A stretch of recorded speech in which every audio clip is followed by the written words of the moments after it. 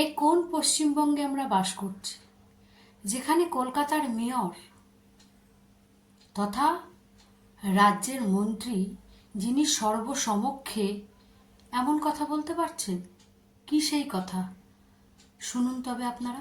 যারা ইসলাম নিয়ে জন্মায়নি তাদেরও দাওয়াতে ইসলাম বলে যদি একজনকেও আমরা ইমানের দিকে নিয়ে আসতে পারি, তাহলে সত্যিকারের ইসলাম ধর্মের শুদ্ধি হবে। এবং একজনকেও যদি আমরা ইমান দিতে পারি, তাহলে আমাদের জান্নাতের পথ একেবারে সুরক্ষিত হয়ে যাবে। আমরা নিজেরা আমি তো মুসলিম। বড়ই আশ্চর্য হলাম এই কথা শুনে। আপনারাও কি হলেন? তাহলে একটু বলবেন যে আসলে আমাদের রাজ্যের মন্ত্রী উনি কি চাইছেন?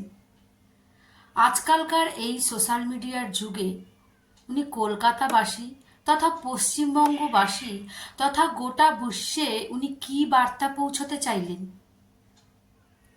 ও মন্ত্রী মশাই, সর্বসমক্ষে কি এমন কথা বলা যায়? আমাকে আপনারা প্লিজ কমেন্ট করে জানাবেন, মন্ত্রী মশাই যা বললেন তা কি ঠিক বললেন?